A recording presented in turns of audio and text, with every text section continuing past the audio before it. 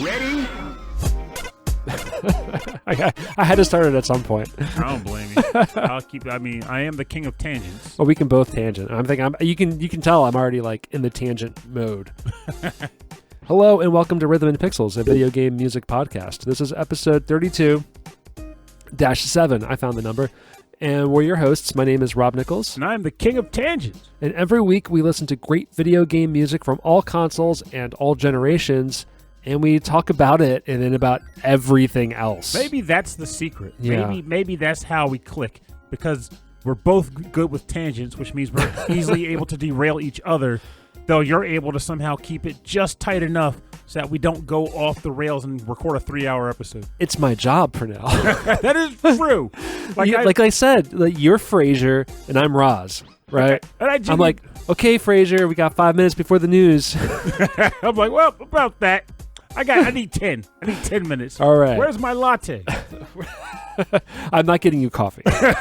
Where's that kid with my latte? Okay, I don't think Roz ever got Frasier coffee. I know, because Roz is awesome. Roz was the best. Oh yeah, but anyway, this is a podcast. We talk about video games and video game music. I want to thank everyone who joined us on last week's episode, which was our Patreon live streamed episode. And also, I want to thank everyone who sent me some kind words about getting better and feeling better, because I was so sick. He was really sick. I was disgusting that night. And then the next morning, I was even worse. He woke up covered in his own snot. You weren't around for that. Were you? I heard stories. Yeah, my wife did tell you. Because then she got real sick too. Now she's terribly sick. It's just been going around. But I want to thank you everyone for your kind words and your get well wishes and all that stuff. So I do appreciate it. I'm still a little congested, but I think that's just normal allergy stuff. But just hang in there, because honestly, this day and age, you don't know. No one knows what they're sick with, but you just got to know that you get sick, take care of yourself. Yeah, you're being brave here. I'm like hanging out in the Nichols basement. I'm a wall of illness reflection. I don't know what it is about me, but I'll take what I can get. I think it's my blood type. I need a little bit of that. I need a little bit of your blood. Well, everyone's taking it. Just go get a blood donation. I'm just giving it away. I can get it. You're right here. Yeah, but there are no sanitized needals in this basement. There's no bags. There's no place to store it. You have never asked. What? Ooh, crap. You might have some blood bags, which that would draw another question. Are you a secret vampire? What's that behind your records over there? Jake! Secret vampire. Secret vampire. No, I haven't. No, I'm a morning person, but an early morning person. Hey, there it is. Before the sun comes up. And also, I just had a weird idea for future topics. I don't know why. I said know why it happened, because I'm the king of tangents. You talked about Frasier and Roz. Yes. And then I was like, wait a minute. That would be a great episode topic right there, Frasier. But I was like, wait a minute. We already did an episode on Frasier, except we didn't. We did an episode on Seattle. We did Seattle episode. And I was thinking, what if we took other TV shows we liked, look at the cities they're located in, and do episodes based around the show / the city. Yeah. And see what we could do with that. Where was Family Matters located? Chicago. There we go. We do Chicago. Oh, that's right, because of Perfect Strangers. That's right. We got to do Chicago next. Dun dun dun. Chicago's a future episode. Chicago, we're coming for you. I don't think there are very many games that took place in Cincinnati, though, so WKRP is out. Oh, man, I love WKRP. We could record in location in Chicago, right? That is... Wait, what? Oh, if we got to invite to Anime Central or something. Or something, I don't know. I know that we will be... We probably could, to be honest, though. I think it's in... August? August will be at Too Many Games, right?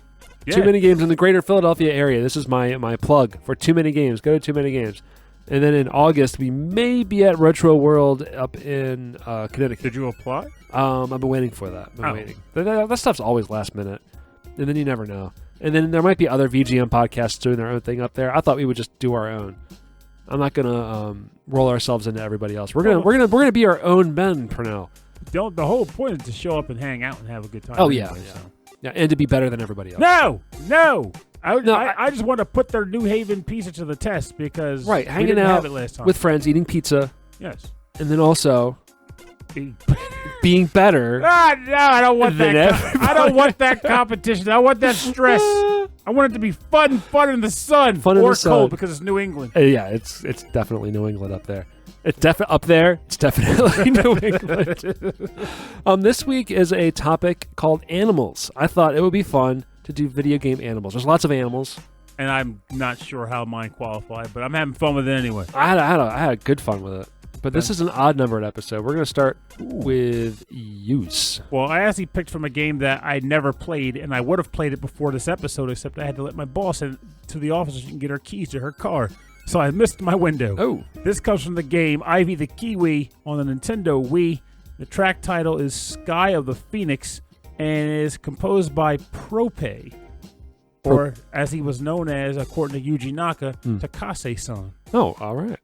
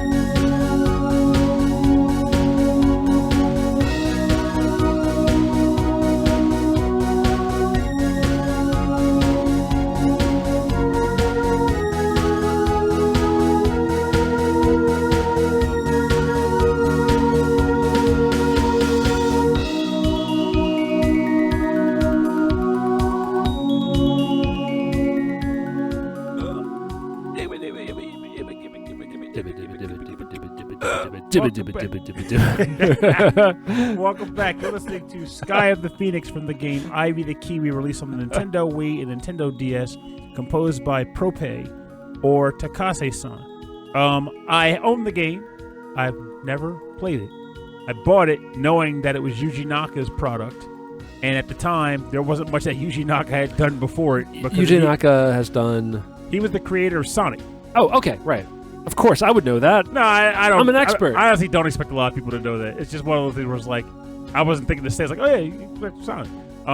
So rather than trying to explain the game to you, though I could probably do that, I have the box in my hand, so I'll just read the description. Oh, snap, you actually brought it. Yeah, I told you, I was literally going to play it, but I got called to help my boss at work, so I didn't have time. The artwork looks like it's hand-drawn on paper. It's amazing. It says, play the new platformer from the creator of Sonic. Help Ivy find her way home. Use your stylus to stretch protective vines across your DS screen, guiding Ivy as she climbs, bounces, spins, and smashes her way past obstacles. So, if you haven't realized it at this point, the prime reason why I wanted to get it, aside from the Yuji Naka connection, is because I wanted more Kirby Canvas Curse action, and this was close to that vibe. Yeah. You draw like the thing, and then the Kirby goes across it, and then the thing in the hay. Wow. But yep, pretty much. Like, you draw the vines, the Kiwi walks across them, and you can also like pull the vines and snap them for the Kiwi to get launched into the air and stuff like that. It's so cute. So, and also I chose the game also because freaking Kiwi birds, New Zealand, baby. Yeah, tiny little Kiwi birds, and this one's like looks like it's still stuck in an egg. Yeah, it didn't fully hatch from its own egg, which adds extra adorableness. Oh, it's so cute. Like, yeah, I didn't know anything about this game before. It's adorable. And that's also another reason why I chose. I'm like, okay, Rob wanted to go with animals this episode. Let me think of like a really cool animal that a lot of people will go, whoa, no one's talked about this game before. And also, what kind of animal is that? Yeah, I did the same thing. I was thinking of different animals also. I'll get into that later. He's like, actually, I got a Wicked Appaloosa from the game Spinach Fetch. No. Yeah, I was. When I think of animals, the first thing I think of is that Saturn puzzle game that you played. Oh, Baku Baku. Baku Baku. Hummingbirds! Which is all those little animals and. Oh, yeah, I do want to play that again too. That's so cute. I would love to play that. I still have my Saturn. I only have one controller. That's the problem. No, I do have more because I have the one that came with it, and I got the 3D controller that came with Knights. So I technically have two controllers. Is the controller port is it proprietary? Is it like different from like the Genesis port? Oh yeah, it's its own console controller port style. Lame. Because I know the controller port of the Genesis was the exact same controller port of the Atari 2600. Really? Yeah. That's an odd connection. I don't know why. Maybe it was just the same manufacturer. But I used to play 2600 games with my Sega Genesis controller. because it was it only. didn't go vice versa because it weren't nearly enough. No, you buttons. could actually. It was just you only had one button on the Atari stick, so Uh-huh. I think it was like A or B. Oh wow! So you could technically play games with it, Just but use it worked very the other poorly. way around because the Atari. I never got used to the Atari stick to play games. Mhm. Chris, our friend Chris, Mhm. amazing with it. Like he could hold it with one hand and have his thumb on the stick on top of it. That's part of the fun. He's like drinking a soda in one hand, hustling people with the other. Did I ever tell you how long he played Asteroids on the 2600? No, Like that game isn't. it didn't have a pause button, did it? No, there was no pause, and the score there was no end to that game. Just until you died. Yeah, I think it was New Year's, and we were on the phone. It was in high school. We were on the phone like all night long, and he was just playing it. And he just played it for like I don't know how many hours. It was close to an entire day. Jeez. And then at some point, like he would just walk away from it to go to the bathroom and come back because he had earned so many lives that He could just take some deaths. he could just take some deaths and just come back to it.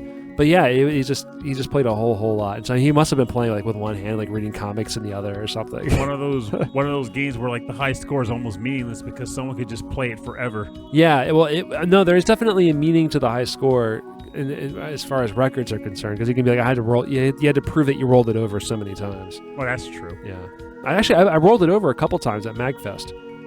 You played it there? I needed a break, and there was a lot of seating in the retro gaming area. No one's playing. No one's playing those. No one's playing on the Smash Bros. over Atari, there. and so I'm like, yeah, I'm just gonna hang out here.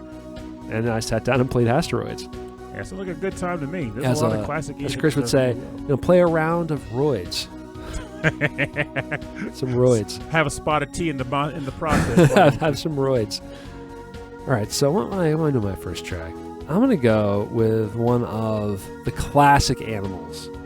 When you think of animals, I immediately think of this animal. This is from the game Muppet Racemania.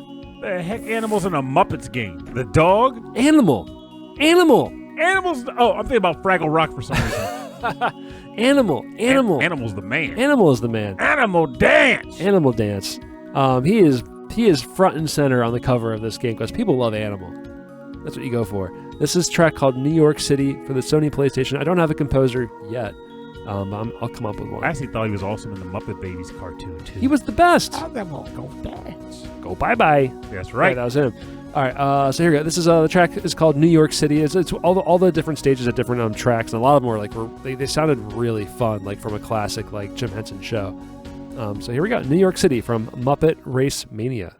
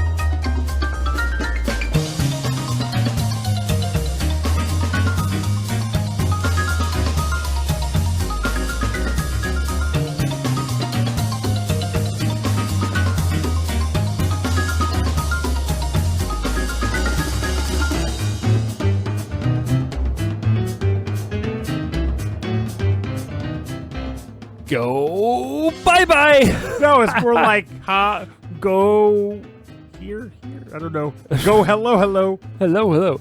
This is the track New York City from Muppet Racemania for the Sony PlayStation, composed by Andy Blythe and Marten Joustra. Wow. This is a fun track. I mean, this is like Muppets Take Manhattan. It's such a good tune, though. It's good. This is prime kart racing like craze, right? Like there's tons of kart racers around this time. Like Mario Kart and the Mario 64 and the Crash Team Racing, and then you got Muppets in the mix. What are Muppets going to bring to the table? I don't know. But like honestly, I think it's funny. Like you started talking about Animal and the Muppets, and Yeah. about Muppet Babies, and then I started to remember the episode from way back in the day they did, where it was the Pretendo Entertainment System that they had, and they were all like playing this like fake Nintendo console, and they were imagining themselves as like different video games. Mm-hmm. I don't remember all of the games they did, at least their names, but I remember they did like a Legend of Zelda knockoff called The Legend of Smelda. And that was like Miss Piggy was playing that, and then Gonzo was playing like what was it like? Was Super King Copacabana, and like Kermit was caught up in a Frogger game. And I looked up some footage because I didn't remember this part. Apparently, they had like Keith Courage and Alpha Zones in the episode too. Oh, that's awesome. And I remember Fozzie. I don't remember the name of it. No, that's what it was called. Fozzie was caught in a game that was like Skate or Die, but it was called Skate or Lose.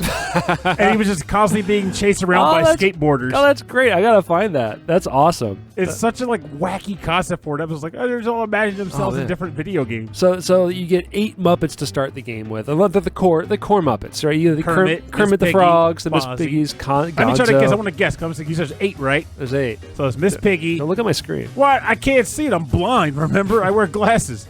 Kermit, Miss Piggy, Fozzie, Gonzo, Animal, Rolf. Right.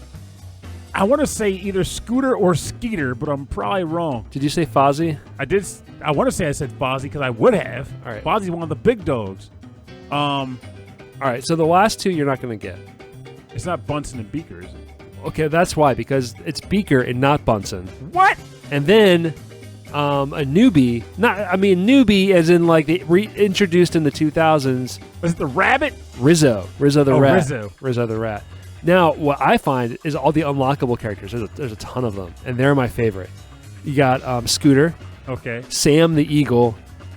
But not Skeeter? No Skeeter. I think. Wow! I want to say Skeeter was just a Muppet Babies. I guess that would make sense for demographic purposes. Yeah, but Scooter and Skeeter were an awesome combo. You got the Swedish Chef is in there. Dr. Bunsen Honeydew's in there. Floyd Pepper. Bobo the Bear. All right, here, Link Hogthrob. Remember Link Hogthrob? I do not remember that person. He was always like the pig Muppet they used to be like the movie star, like from Pigs in Space. Uh-huh. Pigs in Space!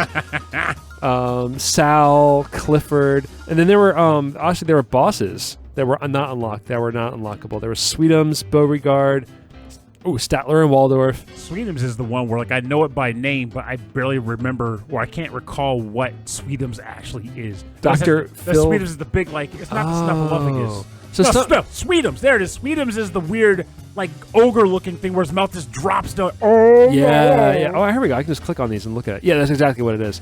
So a lot of these characters were from the Muppets Tonight. Remember that show? Yes, loosely. So they had, you'll know because their special episodes, their special guests were guests like Garth Brooks, Heather Locklear, John Goodman. Oh, wow, they had Prince. Holy moly. Now, was the Muppets Tonight the revival show they tried to do? It was, yes. And I remember that because I watched the hell out of it. And they had I remember this guy, Clifford. Remember Clifford? Uh-huh. He was like the Jamaican Muppet. He was all purple. I liked him a lot. Now, I got to ask you, though, who was your favorite Muppet? My favorite Muppet is Rolf. Was it? He was so cute. I can respect that. Rolf was awesome. First of all, I liked any Muppet that had like human hands. I loved human hand Muppets. And I liked that he played the piano, and I liked that he was a big brown dog. I played the piano. Yeah. That's what he says in the song, you know. I played the piano. And I don't know, I was always torn between Animal and Gonzo, honestly.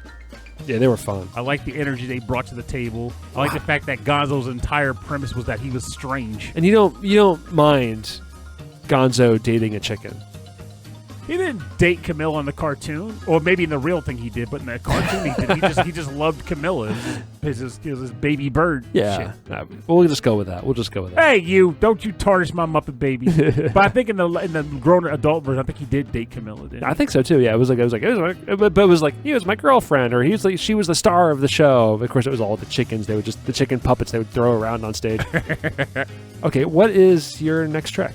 So, I don't know why, but I was thinking about this today, and I was like, well, I do want to this is a good opportunity to bring this game back to the fold. So I don't think we ever picked a track from the sequel, only the first game. So this will be the first time it was on the show.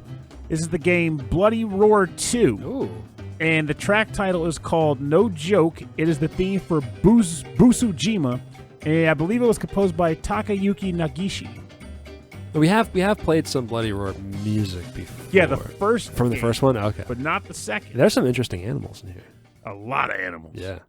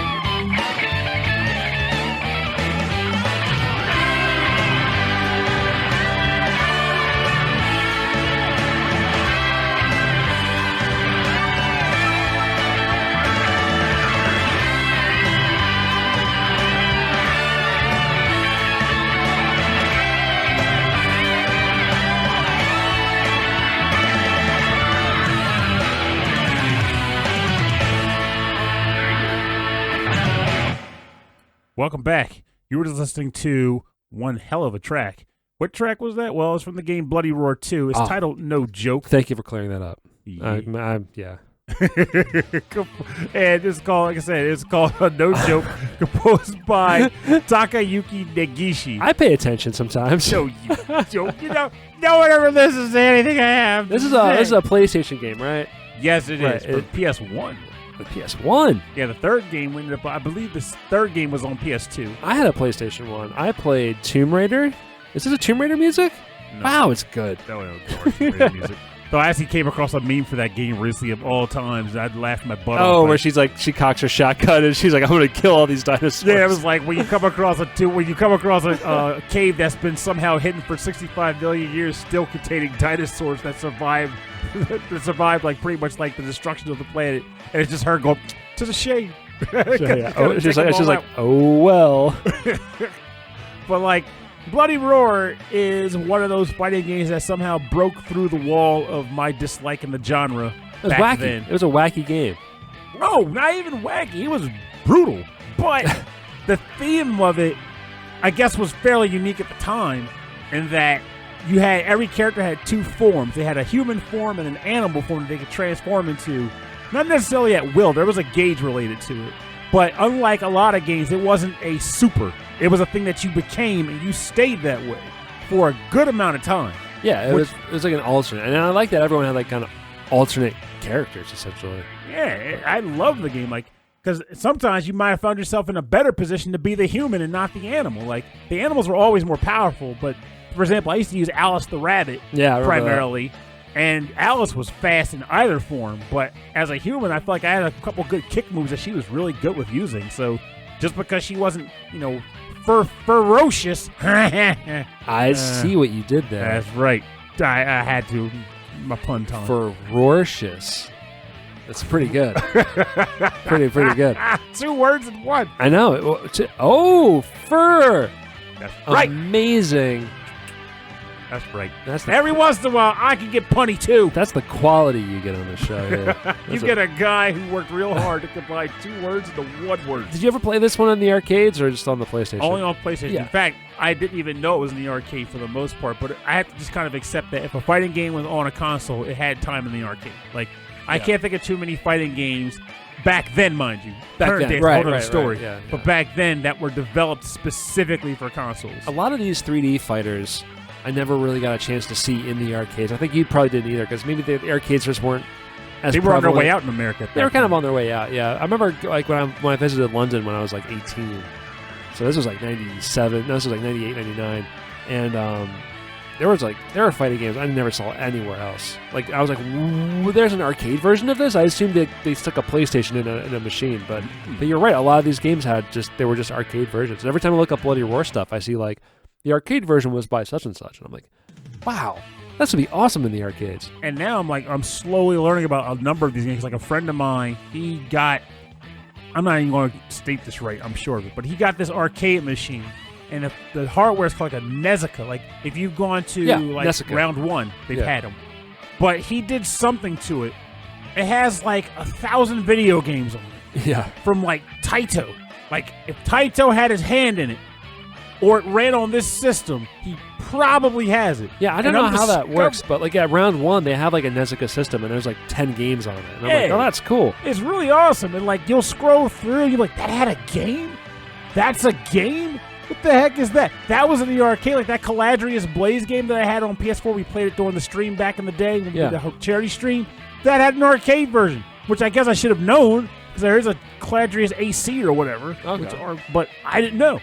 So I'm playing the arcade game. I'm like, well, I don't remember this stuff. But like, there's a lot of weird fighting games I come across in there. Melty Bloods and this. And I find myself going like, how do I make these characters work? And I always try to boot it up and use the generic Ryu and Ken combos to see if something sticks. Yeah. Like, I wish, really, really wish I were better at fighting games than I am. Because even back when I was younger with better coordination and all that, I was never good at fighters. But I always had characters. When I really wanted to play a game, I would find that one character that had some kind of cheap combo. Yes. Like in this game, again, Alice the Rabbit, she had this flip kick she could do. She'd flip forward and she'd flip back, and she'd do it one more time. It was like a really cheap way to break out of a structure or a structured hold. And I exploited it. It was like out of it. Liu Kang's bicycle kick thing in Mortal Kombat. Like you learn that one move, and you're like, I could do like a thing. Look at that. That's right. That's Purnell's unique combo. But you would never play Liu Kang because you were a Sonya Blade. I Sonya Bladed it. Yeah, of course you did. That's right. I know what Purnell's. But yeah. Oh, okay. So learning a new fighting game. The best thing to do is to ignore all the special moves and just focus on all your normal attacks and get really good at them. That makes sense, because then you don't have to worry about, I could have got him, but I didn't get the input right. Exactly. And everyone else around you is like flailing around trying to do stuff, and you're like, medium kick. Because suddenly you're connecting everything, and now everyone else is like flying around the screen. That was my biggest woe, too. Like, that's just me. That's just a Street Fighter thing. I don't know. No, I think it's a valid tact, because there were, again, I have had matches from, like, my big complaint ended up being, see, if I could just put the moves in like you do, I'd be fine. But like you said, like it doesn't take a lot to know if I press this button while holding down, it's a sweep kick. So I can plan for that. Like Chun-Li, that was a big thing I did with her back in the day. I could only do her hurricane kick. Well, I guess technically she was easy. Hurricane kick, her lightning kick. But beyond those things, I always used to exploit her low sweep. Her low heavy, she did like the 2-foot kick. Because if you knew like exactly how far it reached and how long it took to come out, like you could be much better at every. And if you knew that with all of this, all of the normal moves being just hitting a button rather than like doing like directional inputs, then like you have a leg up on everybody, up on everybody playing the game already. Yeah, because even with the lightning kick, like I felt like it was good, but it took too long for me personally to get it started. Yeah. So I didn't rely on that, but. It was like the low sweep kick, and then she had her grab where she kind of like rushed in on you and like slammed you onto the ground. Yeah. Like I exploited those two things. That's the best. Oh, and her jump stomp. Oh, yeah. The head stomp. Head stomp is the best. One of the only characters that could do that. Her throw is always so awesome. I don't know why. I loved her shoulder throw. Chun-Li's shoulder throw was classic. Super classic. I love that. when they revamped it in Street Fighter 3, it was like a much longer animation. And she flipped them around, but it was still a shoulder throw. It was so cool. Oh, so it didn't ruin it. I assumed that by making it take longer and slower, it was easier to break out of it or avoid it. No. It was just like once you grabbed it was a longer animation, and it was really slick. What was I going to say? Oh yeah, I used to spend hours in Street Fighter 4, or just practicing just the normal moves and how far they would hit. I would throw somebody, and then as soon as they would wake up, I would see what moves could connect on their wake up. Oh, so you try to keep them in a juggle. Yeah. So it's called a meaty attack, where your attack box is already out when they stand up. So they essentially walk into your fist. They have like a short burst of time to put the guard up. Well, they have a decision to make. Are they going to block, or are they going to attack? That's all they can do. Or are they just going to stand still and do whatever? So if they continue to block, right, then they'll block my attack. Or I could mix up and I could throw. And if they block, then I'm going to throw them. Or they could attack, meaning that if they're going to attack, then they're going to run into my fist. But if I was throwing, then they would beat me. It's rock, paper, scissors. That's that Yomi. That's what it is. It's Oki. It's Okizime, which is the wake up. Means wake up. Oh, so you got all kinds of words. Only one I ever knew was Yomi, because I had a friend who just would just drive that word home. Like, it's the kind of thing where he was like letting you know, I know the terminology, and I'm a pro. The Yomi. The heck is a Yomi? I don't know. And then once I had learned, like, okay, I don't need to call it that. It's mind games. No, most of Street Fighter is just really fast rock, paper, scissors, and that's why I like fighting games. Of course, I haven't played a fighting game in ages. It's been a long time for now. You got to play one just for old time's sake. I'm thinking about it. The next Street Fighter I'll definitely try. Or just get some of the weird ones. I think it was just 5. Many. There's a lot of weird ones out there. I just the big combo ones like Melty Blood and stuff like the anime fighters. They don't appeal to me. But Arcana Heart should. Like, how did I play that one? Arcana Heart 3, you had to have, because you were there when I said I was going to buy it. I played, probably. I played a bunch of fighting games on that Nessica thing at round 1 with Ian ages ago. We found this one that was really cool. We played a lot of it. Neo Geo Battle Coliseum, you can play that character that uses Tetris pieces. I would love to try that sometime. Yeah, that's a good game. Yeah, Tetris fighting. Tetris brawler. All right, we're going to our next track. I'm going to go with...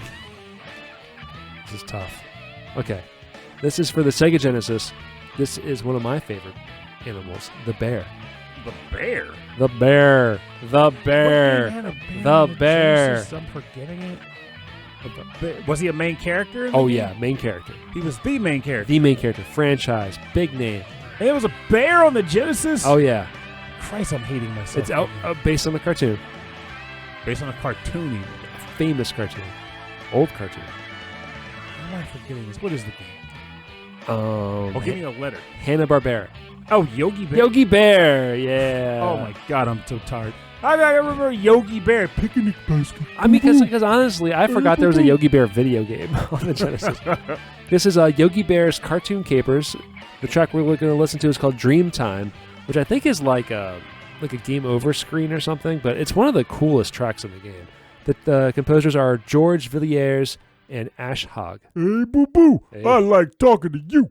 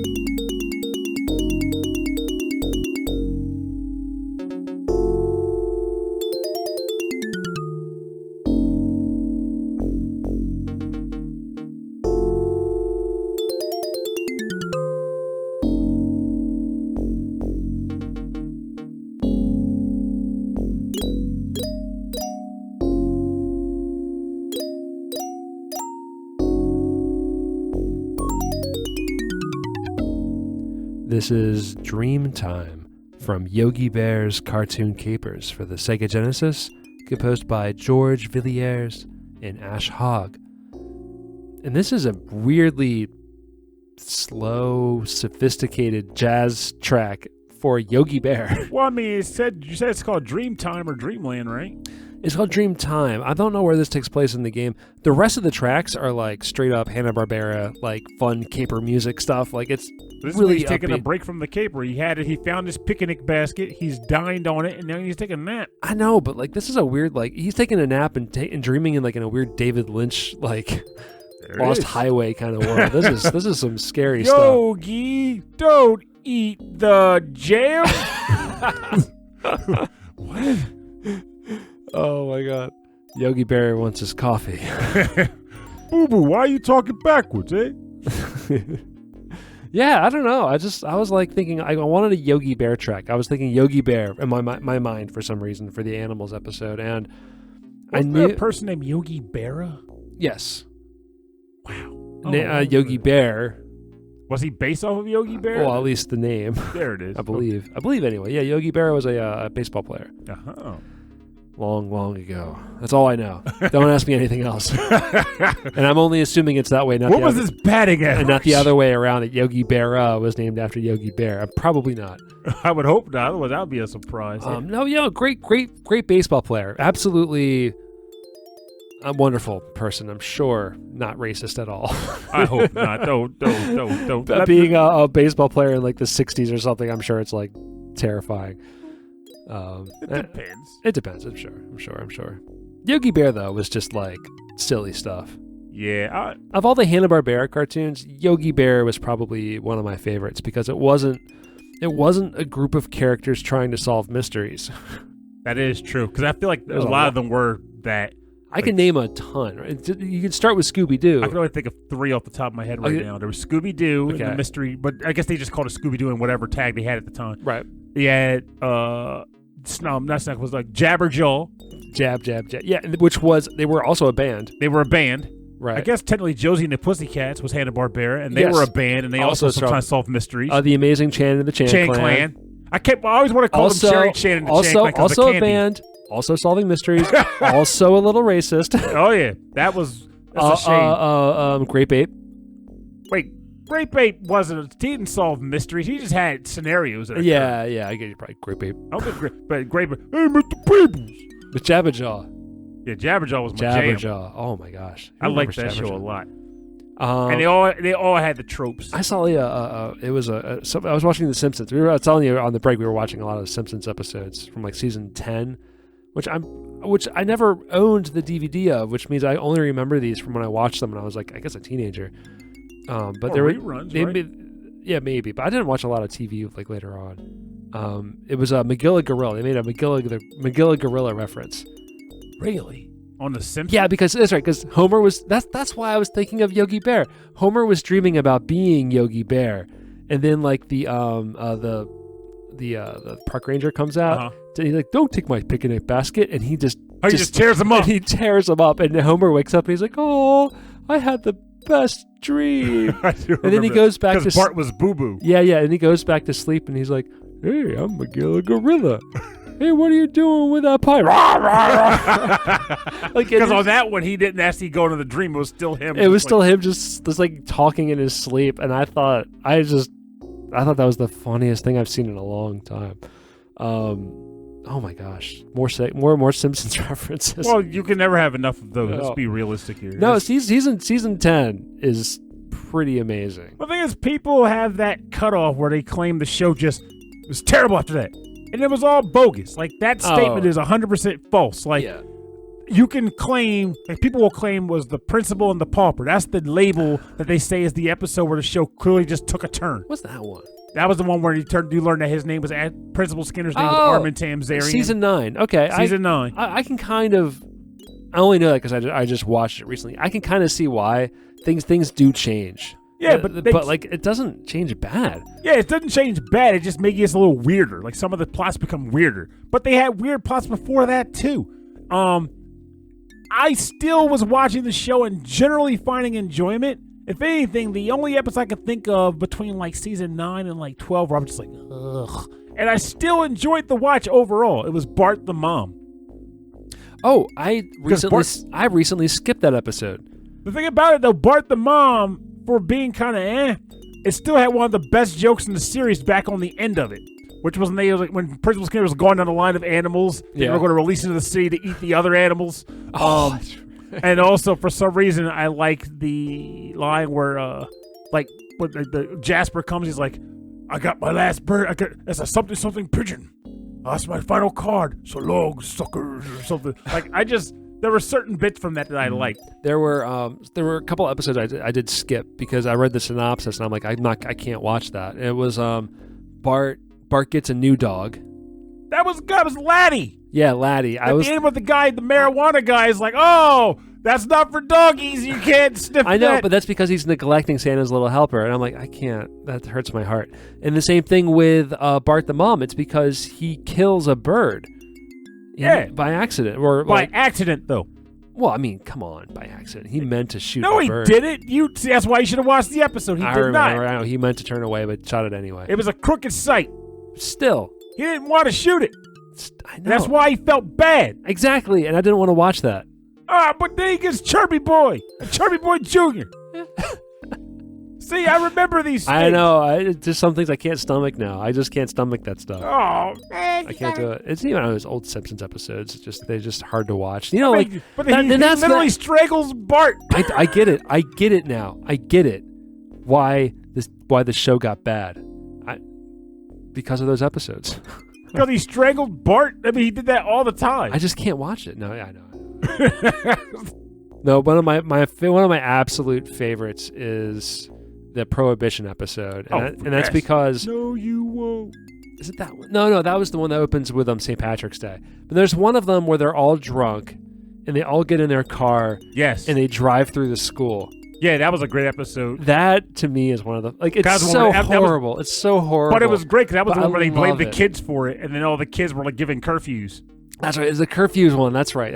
And then they know all their secrets. But like, there's the the fact that like too many puddings. The drunk talk they do, I feel is so real because like he grabs a fire extinguisher. And Lenny points it at Homer and just says, "Hey, Homer, guess what? Isotopes!" and just sprays him with it. Like that to him, that's a joke. You know, I don't know why. I think that was really funny to me. The whole episode was just good though. And then like it had a good song number too at the end of it. When your friends were visiting from Chicago, we were all playing board games, and they would just scream, "Homer Simpson! Homer Simpson!" And you know what that was? But here's the question: yeah, who shot Mr. Burns? That's right. Just making sure he wouldn't remember his name. And then at the end of the episode, then all he could say was his name: Homer Simpson. Homer Simpson. All right, we've talked about this enough. People were like, "What ton of we said King of Tangents at the very beginning of the episode. They knew what they were getting. I am going to promise. I'm going to make a Rhythm and Pixels promise. A declaration, if you will. I will not make another Simpsons tangent. Oh God, no! That's a horrible for the rest of this episode. Well, you did. I'm not making that declaration. All right, what you got? All right, please don't say a Simpsons. This track comes from the game Simpsons Road Rage in honor of Santa's little helper, the most adorable job. I actually want my kids for Bumblebee Man. No, it doesn't come from that game. You were typing it. Yes. I was like, is there a Bumblebee Man game? That's me leading into a joke.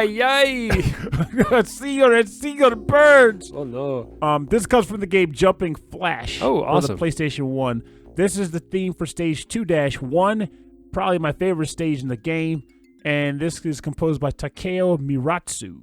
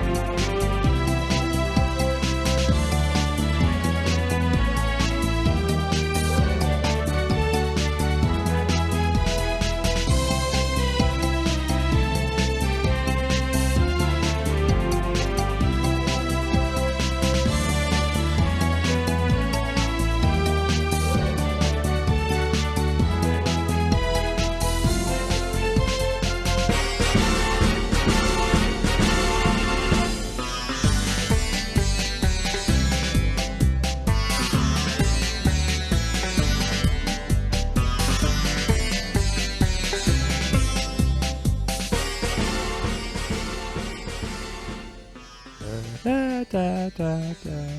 Rob is apparently really caught up in the feeling that this sounds a lot like It's a Small World after all. It It's is not far off, It's actually. a small video game music world after all. Except for this part right here. It's like something's really wrong. It's so good.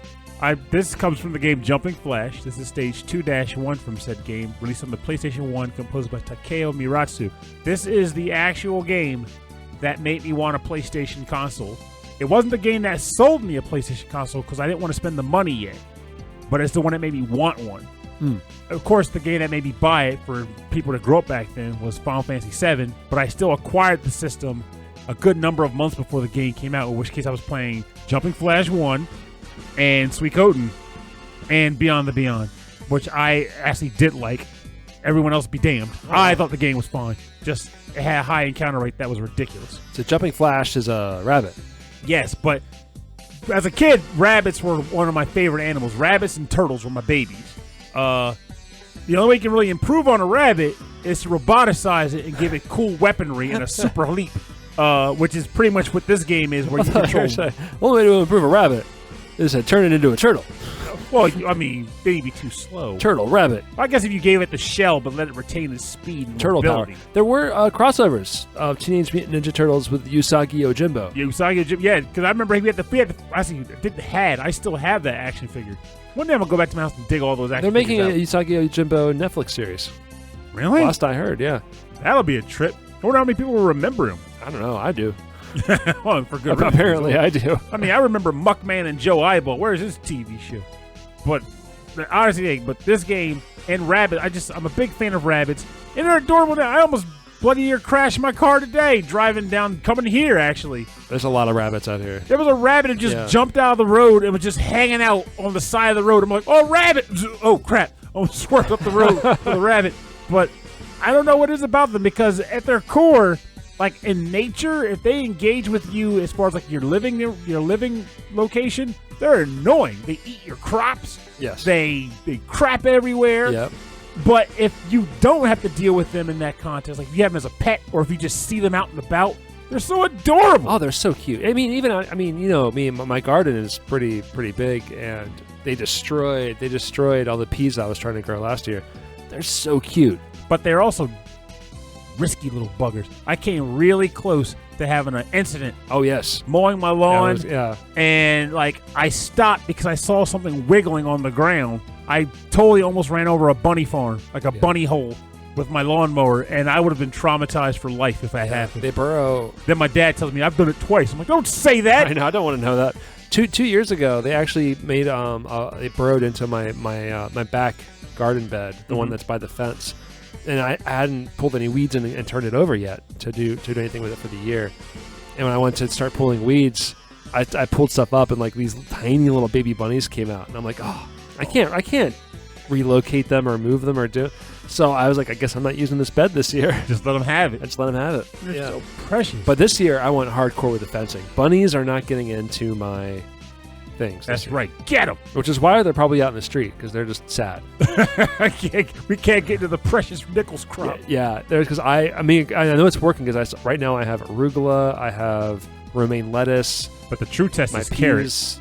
Because rabbits love carrots. I haven't grown Bugs Bunny told me so. I should grow carrots to see what they go crazy for. They love peas. They love the peas. Which makes me wonder now I think about it.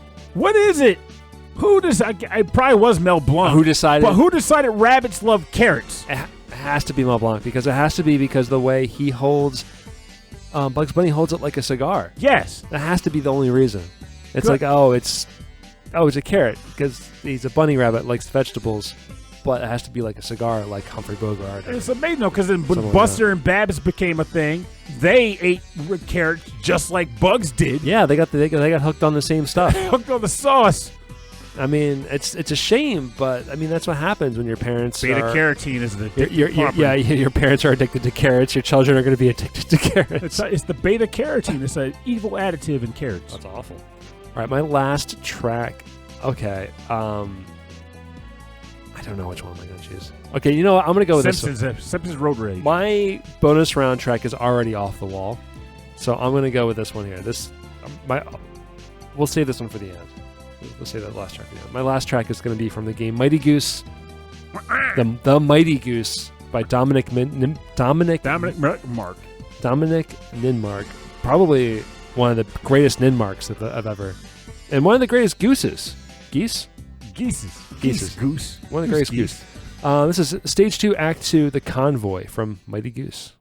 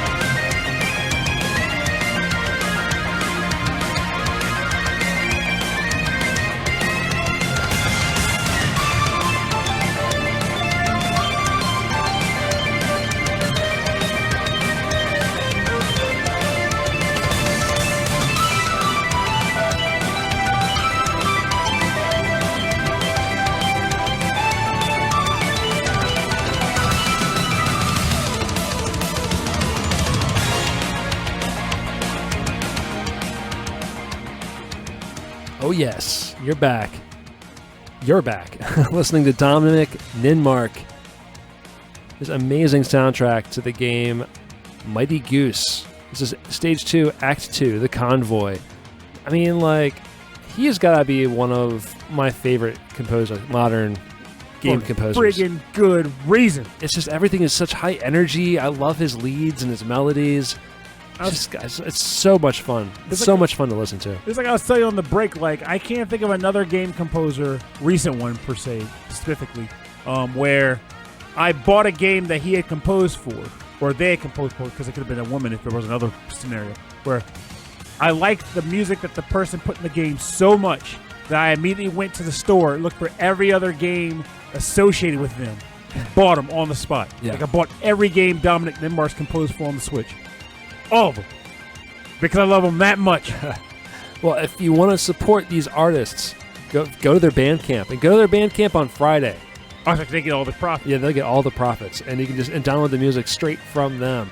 If Dominic Ninmark ever listens to this show on a whim, if he Google searches his name, come on our show. It would be great. Oh. I would gush like the Dickens. Yeah. We got to reach out to this guy. It's such good stuff. Like I discovered him first because he was doing these like Eurobeat remixes of like video game music, and it was like legit, like amazing stuff. Ooh. And then and I was like, wait a minute, he's done actual like game composition. It's just great stuff. And I mean, the Goose, Untitled Goose game. Was like, okay, you get to run around as the goose. It's kind of like a fun mission-based stealth game as you're like an annoying goose. This one is like the goose is heavily armed. It's going to take a lot of work to cook this goose. It's running around fighting aliens or whatever. It's cool. It's really cool. It has a dedicated honk button? In this one? Yes. Oh, I love it. Just like an Untitled Goose game. You can honk. You can honk. But you can't hide. You can honk, but you can't. can't. The Mighty Goose. All right, we're starting to run a little late. I'm glad you're enjoying this music, but I'm going to turn it down, and we're going to get into the part of the show we call the bonus round. Wow. Good God. Purnell found his honk button. Can you? The bonus round is where we play covers and arrangements and remixes on our theme. Our theme this week is animals, and Purnell, you sexy animal, you. What do you got for me? I really wish I could find a remix for friggin' Baku Baku after you mentioned it on the, earlier in the show. That would have been perfect. Baku Baku isn't exactly the mainstream game we think it is. Honestly, as a part of me, it's like, put the show on pause and I'll find one for sure. But we are running out of time. So I am going to go with my original pick, which is a remix to the, or I guess more of a cover, to the Banjo-Kazooie Final Battle theme. This is done by FamilyJules, but the funny thing about it apparently is that he got Grant Kirkhope to come on with him and do it. What? Oh, that's great. Okay, cool. Let's listen to this one.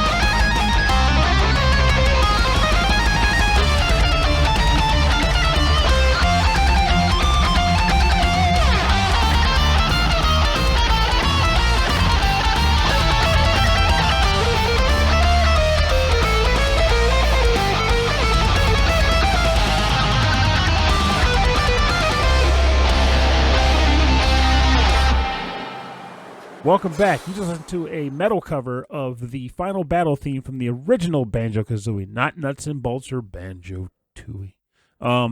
Composed by, or rather covered by FamilyJules, but with a great assist by the original composer, Grant Kirkhope.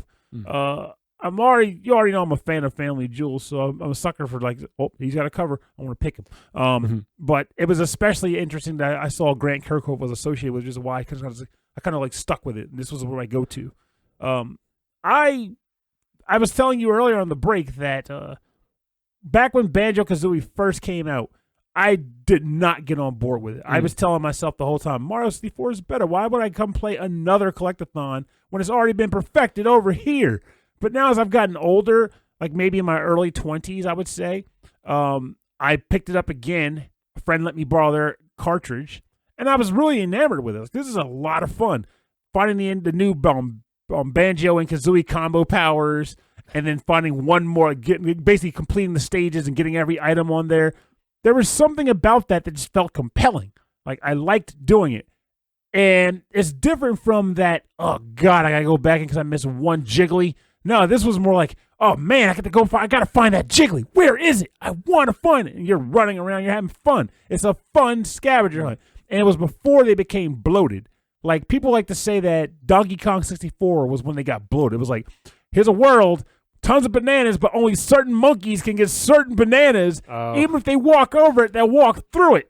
So, that's rough. So then you gotta it's forcing you to replay. Yes. Like rather than just like, I want to replay just to have fun, I have to replay to actually do it. Yep, I had to replay it as all the Donkey Kong characters. That is a bit of a shame. It's like, it's overkill. But if you're just running around and you're finding new things, you see that ledge. Can I reach that ledge? Let me try to do it. That was the gem. And the fact that this game had tons of good humor. I love the relationship between Banjo and Kazooie. Banjo being the bear and Kazooie being I don't even know what he was considered to be, like a red-billed, like freaking stark bill. I don't even know. It was a bird of something. He was a bird. A bird. But it was like a red bird, yeah. And some tropical bird. He lived inside of Banjo's backpack. I always thought that was funny. It was hilarious. Yeah. But then he got the one power where he could take his legs out and he'd run across the floor with Banjo on his back. It was just this weird thing. But, and he's in Smash now? Yeah, they put him in Smash Bros. He was in, I want to say he was in the first character pack, actually. He was one of the last characters in the first character pack of Smash Ultimate. And they gave him a good combination of moves that they can use, including the invincible bird feather. Well, I feel like there's a lot, like with the Banjo Kazooie, there's a lot they could choose from. Like, there's a lot of potential. Oh yeah, and they put it to use. I mean, like, I'm pretty sure he can fire eggs out of his pack. Oh, of course, and all this. So, like, it's just nice. They're good characters, and I still feel like it was probably the golden age of Nintendo crafting like weird characters for their games. People like to hate on the N64. Those people are wrong. I love the N64 just fine. Yeah, it had stiff competition though. Like, I'm not going to sit there and say it was better than the PS1. I can't say I ever hated on it, but I never had one and to really get into. So that's an understandable thing. I mean, a lot of it was because like a lot of the games didn't appeal to me at the time. Also, I mean, it's also money. Like, you can't just like say you can't just like blind buy it in hopes of it. I mean, like, what was it? There was a Starland meme that was up recently, and they were like, they posted a bunch of consoles. I love how old I am because they started at the PS1 and Saturn era. Like, what was your gaming history trail? Like, so it was plot out your history of consoles you own, and you would go through it, and people would be like 1, 9, 14, and 16, and whatnot. Mine was like every number but one of them, which was the Jaguar. I was like, I don't want the Jaguar. And it was like the guy commenting is like, wow, like as one of the only people who would own pretty much every console on here, what were your favorite ones? And I'm like thinking about it really hard. And I'm like, this isn't even a hard question for me. Like, across 18 game consoles, PS3, only because of the backwards compatibility. But if you didn't have it, it would have been the PS2. Okay. Same reason, because backwards compatibility plus the PS2 library, there was no contest. Xbox 360 and the Switch. And people would think I'm freaking bonkers for saying the Switch over something like the GameCube. And I'm like, that's nostalgia talking, baby. The Switch is really good.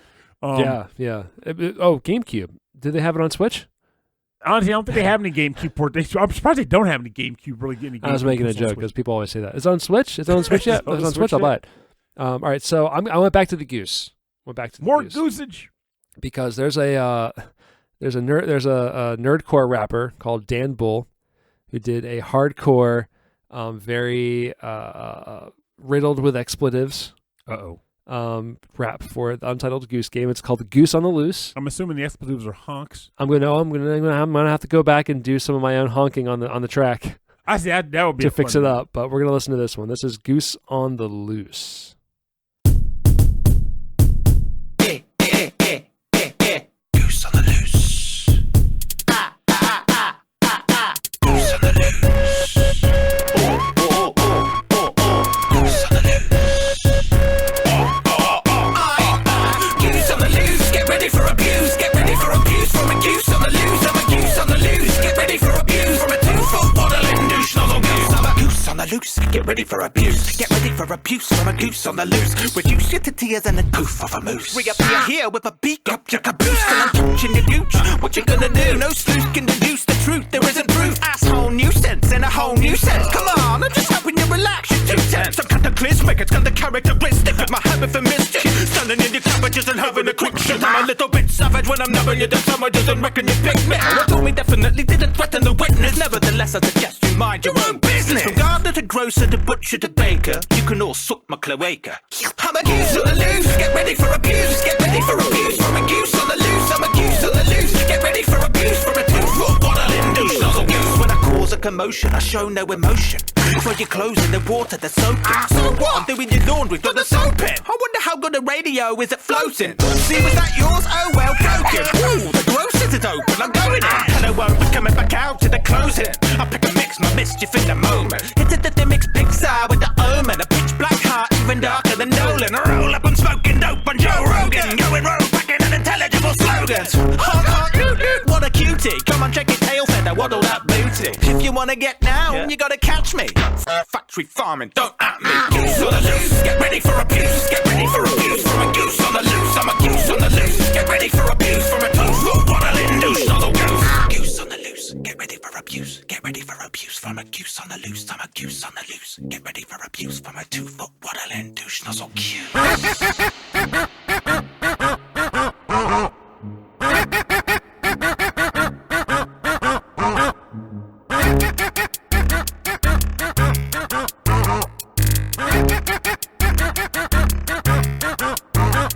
This is targeted harassment. Blah, blah, blah. I take why did you ask if you could try my foie gras? Aha! Thought not. Better leave your door locked. Cause I'm a big bird and you're a small cock. Oh, what's the matter? Did I put a little sore spot? Next time I'm gonna rip your motherfucking balls off. And I keep jaw drop with all the stuff I pilfer. Swans, hashtag no filter. I'm just telling the truth. Diligently pillaging the villages of any shred of dignity. My goodness, what a silly goose. Big up the Vinny news and Russell and Rocket. They're full of stuff in your pocket. The Vinny use and I've already got it. Oh, I'm not stopping, always shopping for new ways to ruin days. I'm a plumate, Saddam Hussein. I'll hide your boots or untie your shoelace. Then I take you on another wild goose chase. I'm a goose on the loose, get ready for abuse. Get ready for abuse from a goose on the loose. I'm a goose on the loose, get ready for abuse from a 2-foot bottling douche nozzle goose.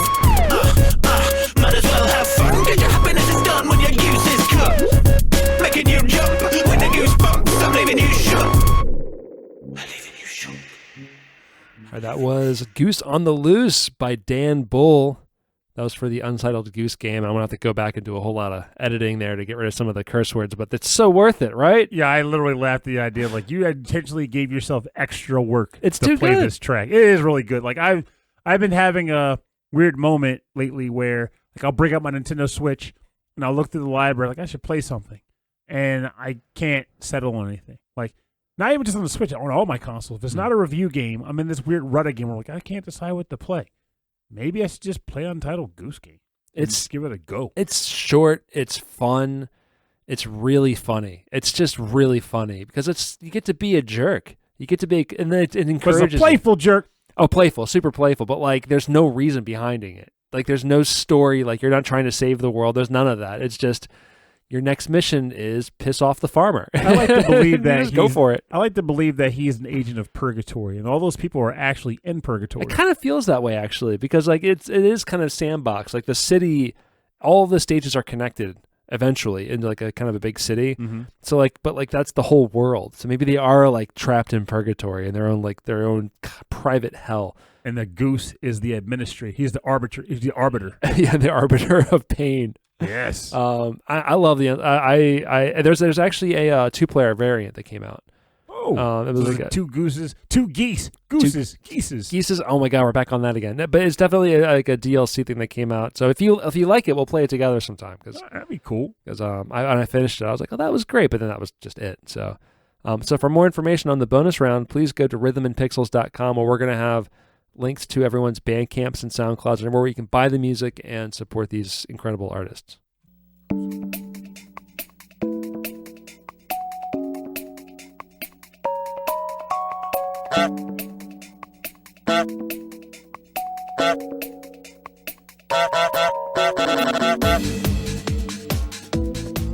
Ooh, that's nice.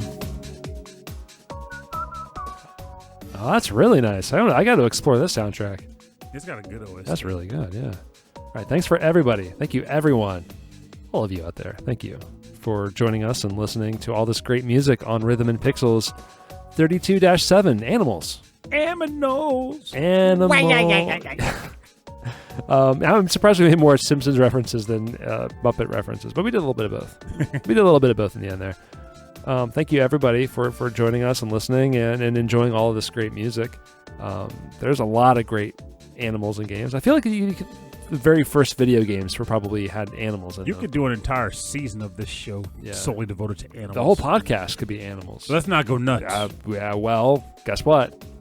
Oops, all animals. It's the Animal Podcast. Animal Crackers. It's called the Animal Crackers. Anyway, so I know we had 2 geese on the show. That's fine. But we also had a, what was that? The reptile was a chameleon. Yeah, a karma chameleon. We had a chameleon. We had a kiwi bird. That's pretty good. We had a bear. We had 2 bears, technically. What animals did you see today? Well, I saw a Muppet. The best of Muppets. Though with this track, I was from Elebits, right? Yes, and I was originally this was the first track I chose for the episode, but then bumped it for the Bloody Roar track because I was originally going to be like, I'm going to go for a bunch of like fake, like not animals, more like creatures, and the Elebits are definitely creatures, little wacky, cute creatures that are hidden from the world. But this one kid is able to find them, and they cause mischief. Like, little gremlins, basically. Yeah, I remember Elebits. I never played it, but I knew about them. So I was wondering what kind of animal they were. But they were just little, like, gremlins, right? Little gremlins that cause trouble and mischief. I like that. And the kid has the means to actually catch them with his grab gun or whatever. This song is really good. I'm into this. Oh, yeah. I love the OST for this game. I played one other track on the show, I believe, and that was my favorite track in the game. So I was like, I want to go back to Elebits, but I can't pick that one. And this was the next standout for me. I love this track so much. This is good. This is really good. I wish Konami would do more games like this. They just fell off the planet. Yeah, it's bizarre. It's just interesting. Because it was like, this was an experimental game of theirs, and it was clearly just trying to, milk the, we has motion controls. But it was a fun way to do it. Like, you had to actually lift objects and tip them over to shake an Elebit out. And there was like levels where you couldn't break certain objects because, your parents would get mad if you did. It was like this. It was adorable. I still have a plush Elebit at home. Oh, yeah? I actually bought a plush Elebit. And can you, hang him from your rear view mirror in your car? I probably should put it in the car, but then the sun would bleach it. Oh, yeah, that happens. I had a Hamtaro. I remember that Hamtaro. Yeah, I found it in a box down here, and so I brought it to work just to kind of sit on my desk. And I left it in my car for so long, it was like it's almost pale. It's like almost completely gray. Poor thing. Yeah. Anyway, so if you want to get in contact with Robin Purnell, me and him, say hi, say hello. If you have a track suggestion or a topic suggestion, please. I just want to shoot the breeze. Shooting the breeze is what we're good at. We do it every week for like an hour and a half. That's true. Send us an email, please. rhythmandpixels@hotmail.com. That is the best way to get a hold of us, is through the emails. And for a full track listing of this episode and of all of our episodes and access to all our episodes, please go to our website. rhythmandpixels.com. You can also find our Discord server on our website. The link is at the very top of the page in the little menu up there. It's called Discord or something like that. And there's a lot of fun people, a lot of cool people like me and Purnell and some other friends hanging out in the Discord. If you want to say hello, if you want to share some music or just chat, you can hang out with us there. We also have a 24/7 radio station playing nothing but 8-bit and 16-bit classics and deep cuts on youtube.com/rhythmandpixels. I'm really proud of that, so go check that out. He put a lot of work into that, man. Yeah, we were talking about that earlier today. I put more time than I probably should into that thing. So go check that out. That's really cool. And if you want to support the show, the best thing you can do is just to tell people about it. Express your love through podcast expression sharing. Express yourself, as long as expressing yourself. You dang. I never knew what those lyrics were from that song. Express yourself. That's the song. One? Yeah. I feel like I heard that at a supermarket recently. And I always like to say, I'll be over here. And I don't think that's what they actually say, but I don't know. I got to figure that out. And I'm thinking about that too. I don't know. It was a good song, though. Who was that? Do you know? You're asking the wrong guy. That's a Purnell staple. All I can think is Madonna, but I don't think it was Madonna. This show made me look into composers of things. Before this show, I just didn't care. Now we have to figure this out. Anyway, so you can share it with your friends, share it with your family. You can also click the subscribe button on whatever platform you're listening on. That will help us a whole lot. You can also support us by going to Patreon. It's just patreon.com/rhythmandpixels. And as a member of our Patreon, you get access to a monthly live streamed episode of our show at any level. You get access to, what else do you get, Pernell? You get mugs, there's t-shirts, there's stickers. Stickers are cool. I think for like $5 you get cool stickers. So check that out on our Patreon. And at the end of every episode, we like to thank all of our Patreon members at the highest levels.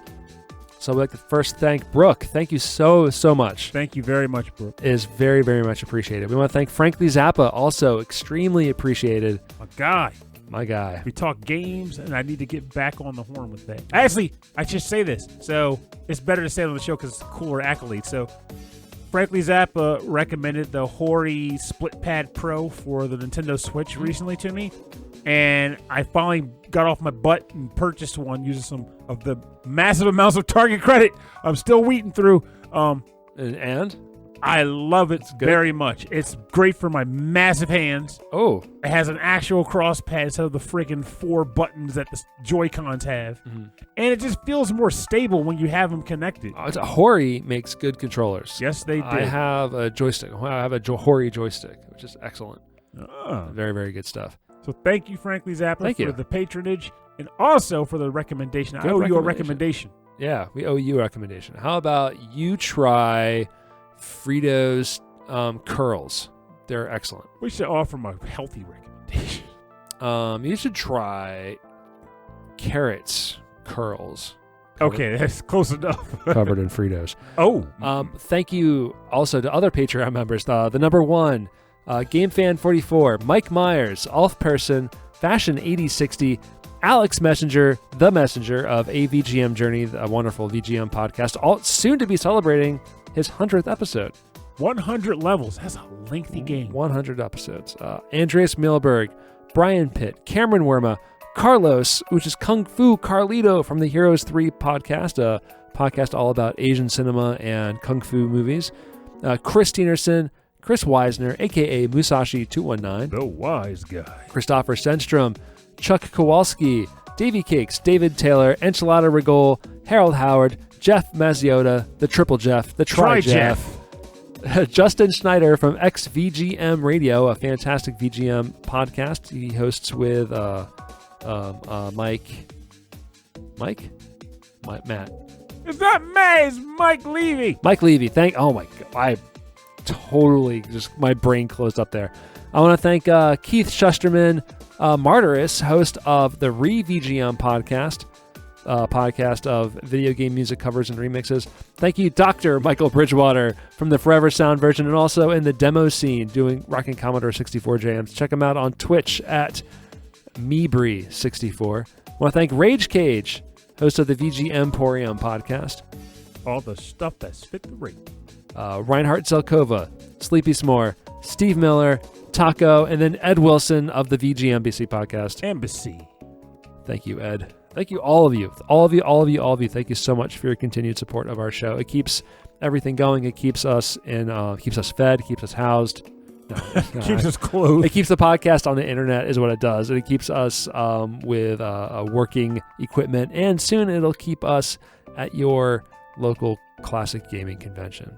Hopefully. So we'll look forward to going back to one of those. Yeah, we'll be getting back to that. And so this will all help us. Still got to come up with a good topic for an episode that we record at one of these. Too. Animals. No animals at TMG. No animals. It'll be something better. We just got to think of it. If anybody's got a suggestion, let us know, but it won't be animals.